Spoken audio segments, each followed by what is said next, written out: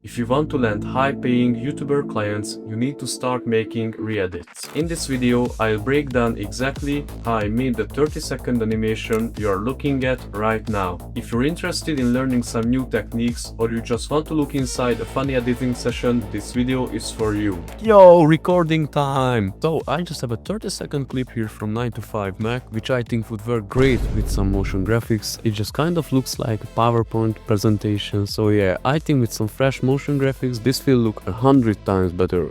At least. Also guys, you shouldn't spend a lot of time finding the perfect clip, because it's more about consistency. This is like my 10th time making a sample edit, and so far almost everyone ghosted me. So yeah, if you need an editor, hit me up please. And also, if you couldn't guess from the name, this channel is in the tech niche and it talks about the new iPhone 17e in this clip. So let's jump right into it. So yeah, as I already told you guys, I have made a lot of these sample edits, so I already have this nice background here, which I am going to use throughout the whole video. This is important because if you have a consistent brand, it's better for the viewers, it's better for the creator, and it is also easier for you. This is just a simple moving background, but if you really like it, I can send it to your email address or something. So yeah, drop it in the comments and I can help you out. For the colors, I think this light palette would work great. These light colors, I think, match his personality. But yeah, I'm just going to add a CC vignette. This plugin here is really nice. It's called something like... it has a name that I'm going to put on the screen. It just applies effects faster. And it made this whole thing kind of dark, so I'm just gonna make it 50 instead of 100. And now we have the background. My man here talks about the Apple launch week. What I'm going to do is a launch animation. To be real here, I'm just gonna copy this from Tom's project. He really is the GOAT when it comes to After Effects, so make sure to go check him out. So I'm just gonna get a little inspired, still like an artist, right? Let's just get around this rectangle here. I almost said like direction rectangle. Yeah, not that guys. I might change this up based on the text that goes on here. I also want to make this thingy go to the middle, which is Control Alt Home. It's not rounded enough, so I'm just going to go into contents, rectangle, rectangle path, and make it a bit rounder. 120 I think would look nice. And I also want to stylize this a bit, so we are going to use a gradient here. You should just pick some nice colors that fits with your composition. As you can see, oh my god, this looks so bad. So if you go into this gradient field and click on this selector tool, then you can just move these around. Yeah, and this already looks really nice. Here it is with the whole composition, but I want to go a bit further with this one and stylize it. So I'm just gonna throw on some effects, starting off with some noise. You want to uncheck color noise. That looks so bad. You only want a bit of noise,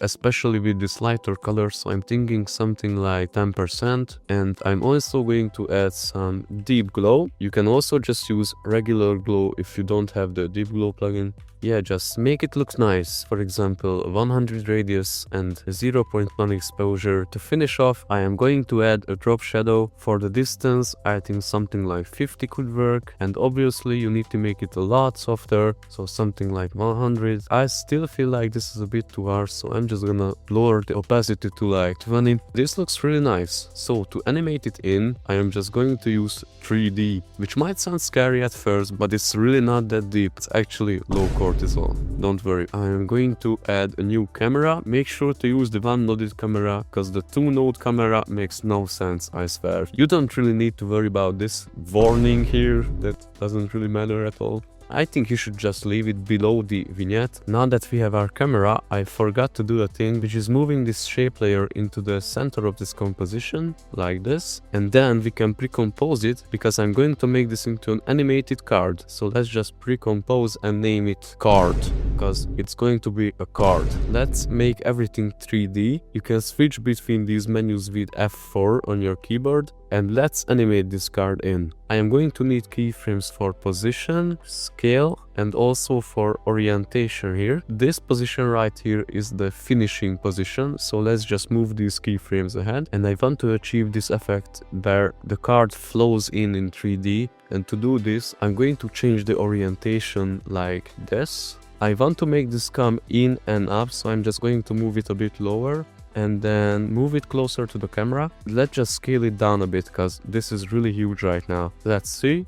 This kind of looks nice, but it needs some smoother keyframes. So select all of the keyframes, hit F9 and go to the graph editor, and if you just select all of this and move it a bit left, I think it's going to look a lot better. In the end, I'm going to add motion blur, which is going to make it look even better, but it would make the project lag, so I'm just going to add it in the end. Another problem with this is that there is no continuous motion after these keyframes, so I'm also just going to add a nice camera zoom in. And I also want the 3D effects, so I'm just going to select my background layers, move them a little bit further back, and then scale them up so there's no black. You get what I mean, right? Let's just animate the position of the camera, something like this.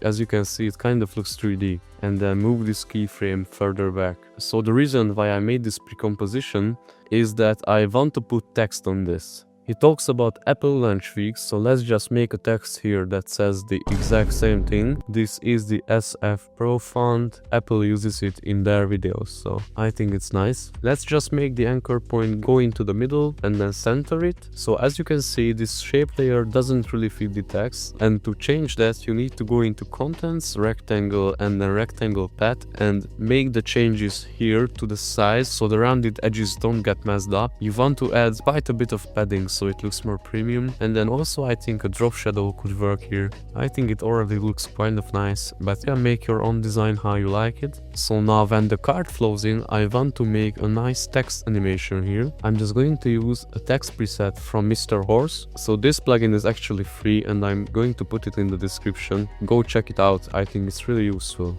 I'm going to use this overshoot position and all these other things. Animation here. Let's just animate it in. As you can see, it's some animation like this, which already looks pretty dope. But I have another idea for this. So I'm just going to animate the position. For the default position, let's just add a keyframe. But when it starts off, I'm going to move it into the middle. Let's just smooth these keyframes out. And as you can see, this looks really dope. Yeah, I forgot to mention this, but I also added some deep glow to this text. I think it makes it pop a little better, but that's just optional. Then our guy talks about 2 brand new releases. Good thing we have this rectangle here, which I'm going to transform. So let's just add a keyframe for size and also for rotation. You are going to see in a second why this matters. Let's press U to see all the keyframes, and then I'm going to scale this thing up. Let's just make the rotation 10 in the middle and then 0 in the end again. Then I smooth out these keyframes, something like this for the size. I'm also going to move this down a bit and this one up a bit, so I can just add my secret bounce preset.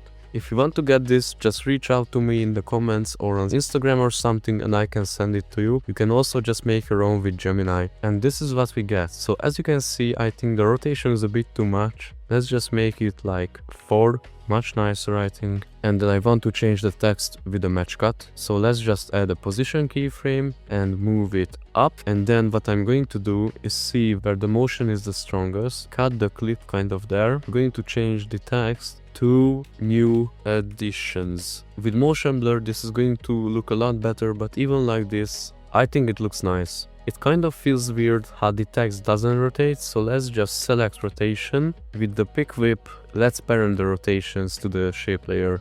So this just looks a lot better, I think. And then the 2 new additions are the M4 iPad and the iPhone 17e. So let's just make some space for them here. Here on the bottom, I want texts of their like name, you know. So I'm going to just reuse this animation. So Command D, the first one is going to be the iPad Air. This is obviously too big right now. And then let's place it down here. But if I just move it on this keyframe, the beginning will be still from the middle. To avoid this, select both of them and move them like this. And then let's double this one, rename this iPhone 17e. I'm going to add 2 new rounded rectangles inside the other rounded rectangle. This is going to look like some pregnant rounded rectangle with twins. Weird thing to say. So let's just draw something like this. I just changed my mind and the color doesn't really matter. What you wanna do is turn on the adjustment layer effect here, which means this is basically just an adjustment layer but in the shape of the rounded rectangle. You just add a normal Gaussian blur and you set the blurriness to like 100, and then you add an exposure and you set it to like 0.5. You have this really nice looking effect here. I also want to animate this in, so I'm just going to animate the scale here. It is going to go from 0 to 100. Let's smooth the keyframes out and add the bounce, and this is how it looks. I'm going to need 2 of these, so let's just double it and move it here. And then I add the PNGs of these devices. Let's move them into their places. Make sure you have kind of this border around them. And now with the PNGs in mind, I'm also going to change the size of the rectangles here a bit. Just something simple like this.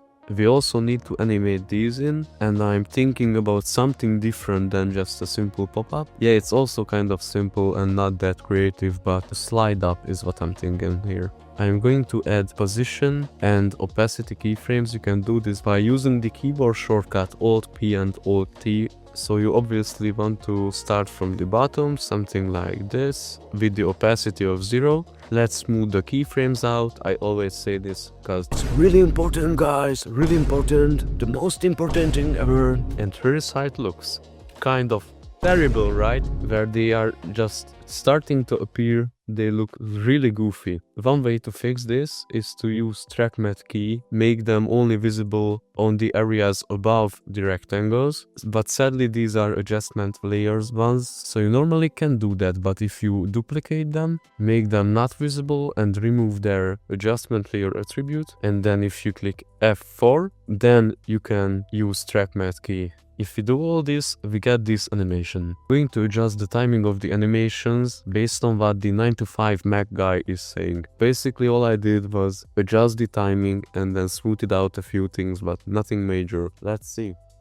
Well everyone, Apple Launch Week has begun, and today they released 2 brand new items. First, the new M4 iPad Air, and the second one, which we're going to talk about in this video, the brand new iPhone 17e. So yeah guys, you might think this is too slow, but in the tech niche, this is actually just the right pace. And I'm not saying this because I'm proud of myself. This is an actual mistake a lot of beginners make. They just make their animations way too fast. So I think this is a really nice pace actually and fits the vibe of the guy.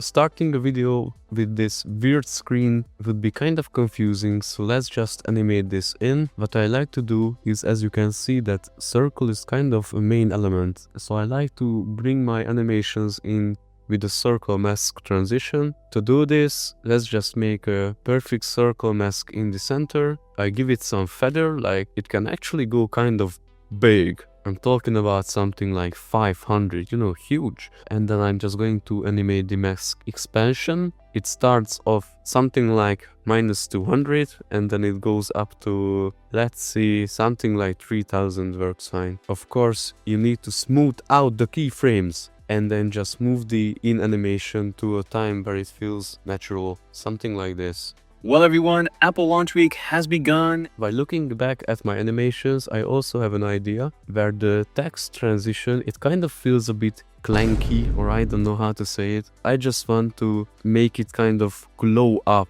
into this new text. To do this, I'm going to just add a new adjustment layer. Yeah, move it down here and then just add a dip below. Let's animate the exposure. Where the match cut happens, I'm going to make it the brightest there. And for the beginning and the end, obviously it's just 0. Yeah, we have our first scene done. Good job guys for watching along. And if you liked it so far, maybe give it a like, maybe subscribe. You decide, man. And our next scene will be about comparing the iPhone 16e with the 17e. Here we want to emphasize that the new 17e is actually kind of a good deal and it has a lot of upgrades compared to the 16e. So I'm going to make turns out it is called a balance scale. So to transition into that scene, I'm just going to use a classic transition with the cursor coming in and clicking on the iPhone 17e. So let's just quickly make this, nothing crazy. So I don't know if you heard about this, but After Effects now supports SVG files, which is basically just an infinitely scalable picture, so it's really nice, I think. Obviously, it won't be this big.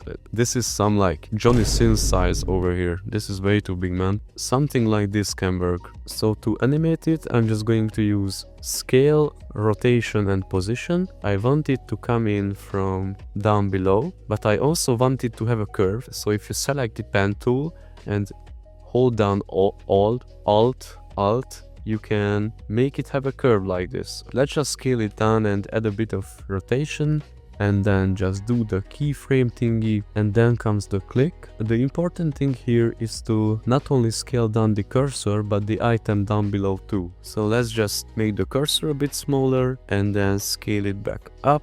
And also do this to the image below, which is this PNG. I also want to reuse the glow up effect that I just used, because I think it would really emphasize the click, which is nice. Here is how it looks with the glow. And for the transition, I'm just thinking of like a stroke of a circle. You are going to see what I'm talking about in a moment here. Here is that stroke. I'm just going to add a bit of blur and then animate the scale. Goes up to like something really big, so you can't see it anymore. Just to make our lives easier a bit, what I want to do is get a frame that is fully white when the transition is going on. So I'm just going to increase the stroke width. But if you do it here, you can't add keyframes. So you need to go into Contents, Ellipse 1, Stroke 1, and then here you can animate the stroke width. So 50 is good when we are starting off, but around here I'm going to increase it so it fills up the whole screen, and then bring it back down to 50 a bit later. Yeah, something like this should work just fine. So here we have a fully white frame, which is perfect to transition out. Select all the layers below this, press Command-Shift-D and delete. When the transition finishes off, we just have a blank canvas. And now I'm just going to quickly draw a balance scale with some shape layers. Hopefully it turns out alright.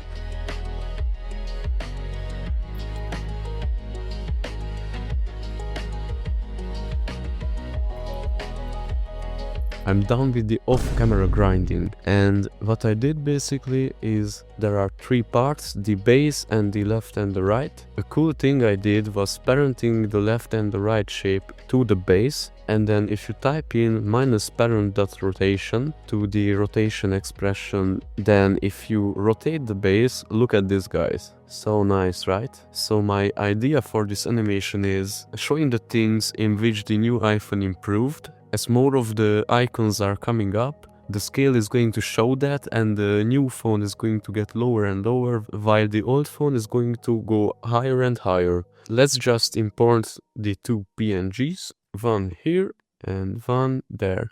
I'm going to just cut them off so they only appear after the transition, and then I'm going to do the same thing with these as I did with the left and right shape. So parent it to the base, and then to the rotation, typing in -parent.rotation. What you need to do is you need to press Y or pick this from the toolbar and then move this thingy up to the point where it's rotating from. As you can see, now if I rotate the base, everything just stays in the same place. This looks peak, and the animation is just going to be a simple rotation. I think it will end with something like this. Combined with the transition, here's how it looks. And now let's add our icons. You might think, what icons are you talking about? And of course, I'm talking about these AI Gemini icons. These are basically the main upgrades with the new phone. I guess better price for the storage, A19 chip, protection, I don't know, and then something with the internet and new colors. You know, I don't really know what are all these, but yeah, I trust my boy Gemini with this. So yeah, let's just separate these. Again, this is really boring, but you must do this, so let's just speedrun this, guys.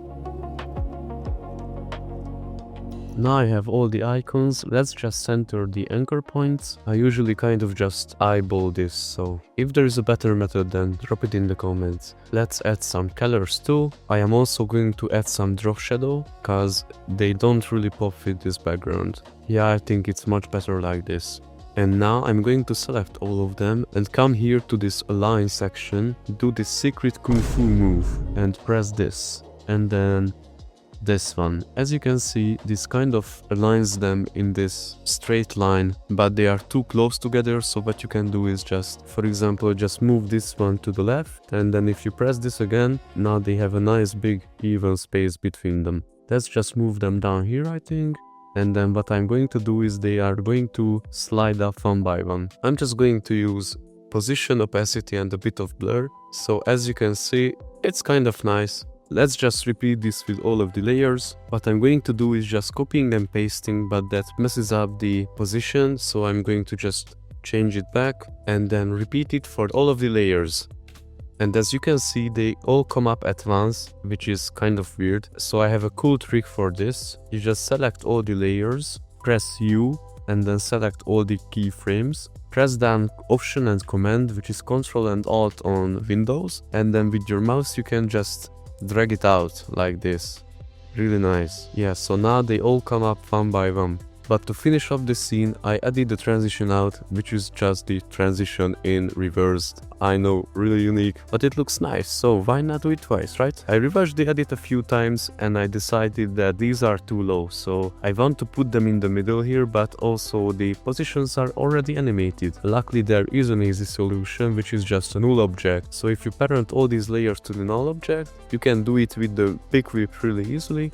Hit P while selecting the null. You can just move them wherever you want. Something like this I think would work better. We are almost done, but we are only almost done because we need to apply the motion blur. You thought I would forget it. Really, you thought this guy gonna send in his application without motion blur.